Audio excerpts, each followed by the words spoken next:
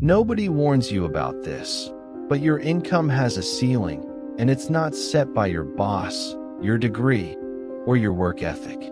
It's set by your 5 closest friends. You think you chose them because you like them. You didn't. You chose them because they made you feel safe.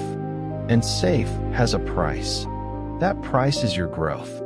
Here's what nobody tells you. The moment you start pulling ahead, a raise, a new opportunity, a side income that actually works, something strange happens.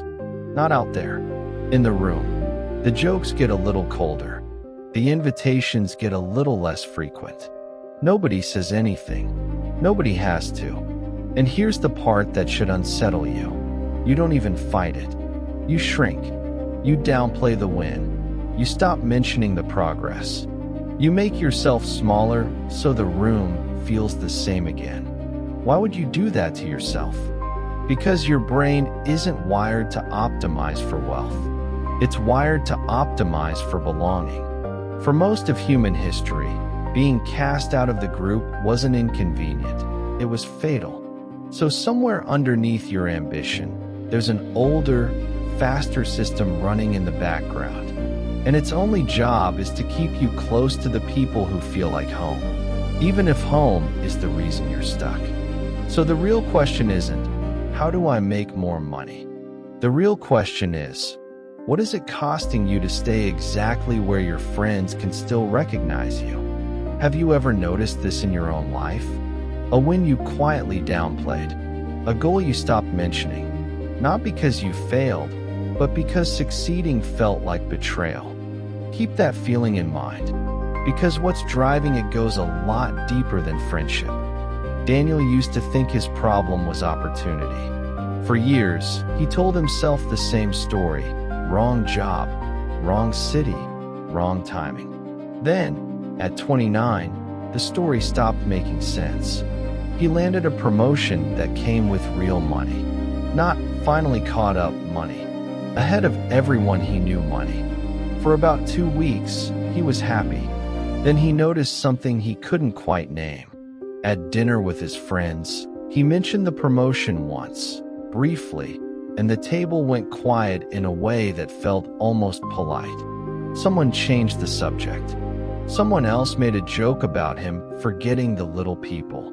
Everyone laughed. Daniel laughed too, but something in his chest tightened. The next time they hung out, he didn't bring it up again. Within a few months, something stranger happened. Daniel started missing deadlines he used to hit easily. He turned down a client that would have doubled his side income. He told himself he was staying grounded.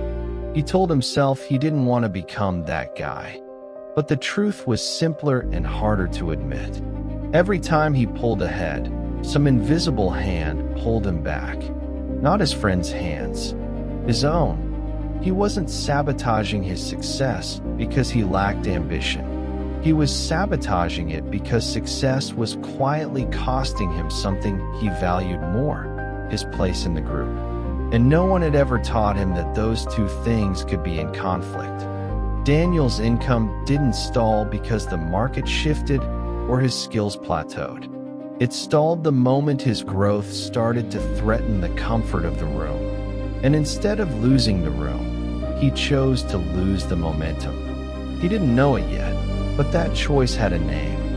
Here's the mechanism most people never see.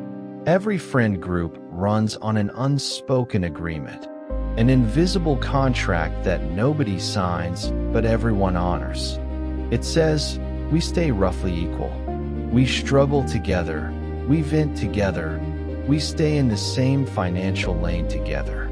That agreement isn't written anywhere. But break it, and everyone feels it. When Daniel got that promotion, he didn't just get more money. He broke the contract. And the group didn't need to say a word. The shift in energy said it for them. That coldness at dinner wasn't jealousy. It was recalibration. The room adjusting itself back to equilibrium. Here's the twist.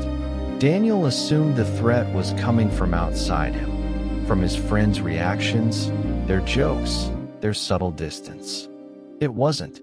The real sabotage was happening inside his own nervous system. The tension he felt wasn't social. It was neurological. His brain registered the growing distance from his group as a threat to survival, and it did what threatened brains have always done. It looked for the fastest way back to safety. The fastest way back wasn't confrontation. It was self-erasure.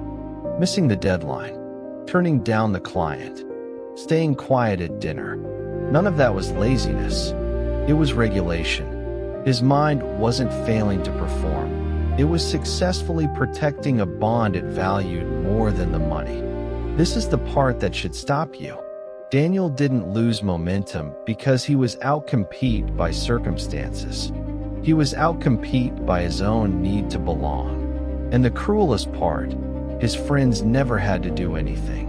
His own psychology did the sabotaging for them, quietly, invisibly, one small decision at a time. He thought he was staying loyal. He was actually just staying small. Here's the hard truth almost no one wants to sit with.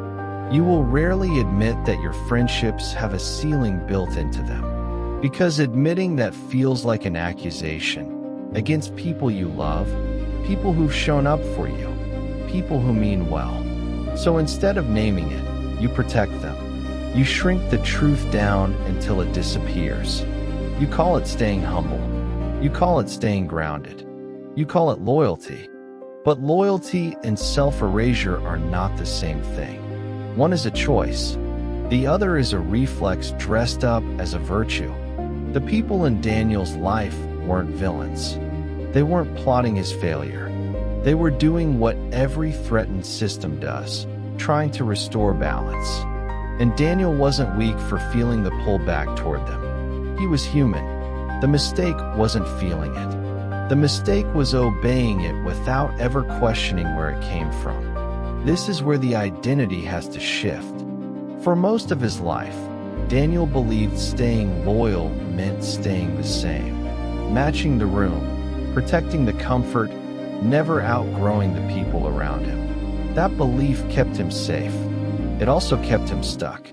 The new belief is harder, but it's the only one that leads anywhere. Loyalty isn't staying small enough to be recognized. Loyalty is being honest with yourself and eventually with them about what you've outgrown. Real relationships can hold that honesty. The ones that can't were never about you to begin with. They were about keeping the room the same. You don't owe anyone your smallness. You owe the people who matter your honesty. And the ones who can't grow with you were never the ceiling. They were just the room you finally outgrew.